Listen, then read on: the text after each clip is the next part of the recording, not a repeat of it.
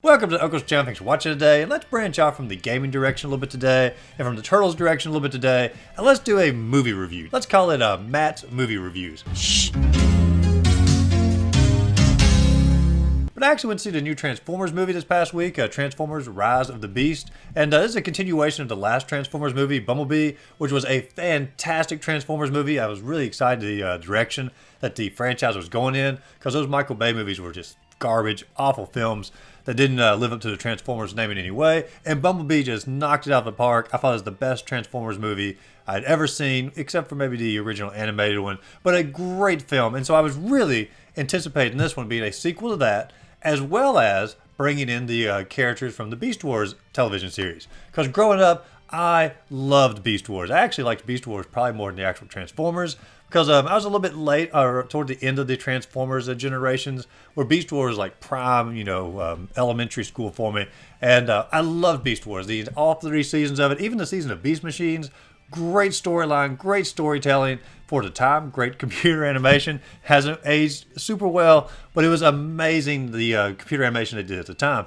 I had so many of the action figures for it, and I have huge memories for the Beast Wars franchise. So combining my excitement of the Beast Wars series, in addition to the love for the last Bumblebee movie, or the last Transformers movie, this movie was very anticipated for me. And I'm happy to say it is a really good movie, but it's not as good as either of the things I mentioned before. It's not as good as the overall story arc of the Beast Wars series, and it's not as good as the last Transformers movie, Bumblebee. But like I said, it's still a really good and really enjoyable movie, and so we're just going to do an informal talk about it here. And so the movie starts out with an amazing opening scene on the Maximals home planet. They're actually separating the Maximals from the Autobots a little bit more on this. In the actual television series, they both came from Cybertron. And I think that's if that's the case in this movie, it was not made clear in any form or fashion. The Maximals actually have like their own home planet, and Unicron shows up with a Scourge and 2 other Terracons. I don't actually know their names. It was really cool, like their effects. One could like shoot out grappling hook and like grab onto things, and the other one was like an aerial Terracon. If you know their names, you can feel free to comment down below. But they actually show up on the Maximals home planet here. Unicron's getting ready to devour the planet, but they're also searching for the transwarp key that the Maximals evidently have. And the transwarp key will allow Unicron to basically go across different universes and devour even more planets to satisfy his unsatisfiable desire to eat more planets. But naturally, they don't want that to happen, so the Maximals have a little bit of a battle scene here with Scourge and his 2 accomplices. And it is a really awesome looking battle at the beginning of the movie here. You really get to see the Maximals in action. They're Optimus Primal, Rhinox, Cheetor, Airazor, and I guess like I'm going to call him Elder Primal. It's like an older version of Optimus Primal. I don't know if they even say his name in the movie. If they do, I only saw the movie once, so it may have escaped me. He's not in the television show in any form or fashion. But Elder Primal essentially gets all of the Maximals to get on the little pod and go out into outer space to find a new place to store the transwarp key. And Elder Primal stays back to have a final battle with Scourge here. And the ending here when Scourge like destroys and kills Elder Primal, holy cow, like what a crazy little scene here. And Scourge actually like rips off the emblem, the Maximal emblem, and places it on his arm as like a trophy of some sort. And you can even see like a little Predacon emblem as well, which means the Predacon planet has also been devoured potentially, or Scourge at least encountered the Predacons and killed some of them. And so the idea that's even in this universe now, also very exciting. But his opening scene here, I loved it. You got to see all these Maximals in action. Airazor has this awesome like fire breath move that comes down like a phoenix, and all of them, like Rhinox has like a giant cannon inside of his mouth, and just the beast forms of all of these Maximals I absolutely adore. It's almost like the techno-organic versions from Beast Machines to some degree. And what I mean by that is it's not a full animal that the Maximals are. They're definitely like robotic animals, and they don't transform even to the very end of the movie. And I'm not going to give any spoilers away except for that, but they don't actually transform. And I was actually just basically accepted that the Maximals inside this film are just going to always be a organic or techno-organic creature here. And that was just simply all that the Maximals were. And they actually had a pretty good direction with that. I mean, I think it would have been fine if they never actually transformed. Yes, it is cool that they do transform to live up to what the Maximals' name is inside of Beast Wars, but they were already going off in so many directions from the franchise or television show Beast Wars. I felt it was actually probably okay if they hadn't have ever transformed. But the design of all the Maximals, because they had so much creativity and weaponizing of their beast forms, it's pretty cool design for the Maximals. I really enjoyed that. But regardless, you get to see that opening scene of the Maximal planet getting completely destroyed, completely decimated, and you get to see the Maximals head off to planet Earth here. And then the story transfers over, and I'm not going to go through the whole movie. Don't worry here. I'm just sort of hitting the high points here.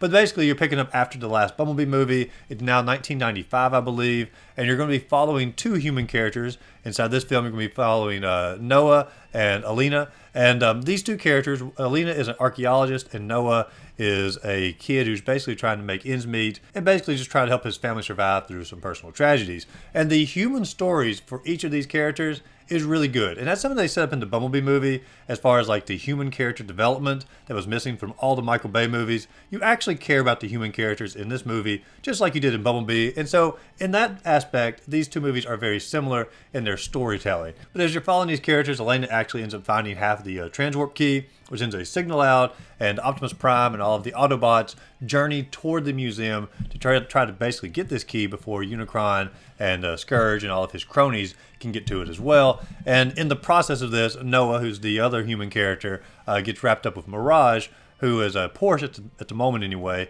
who can, as his name says, create multiple versions of himself like a Mirage, and try to throw off any incoming Decepticons or incoming Terracons or incoming just opposition, even like the police in some cases.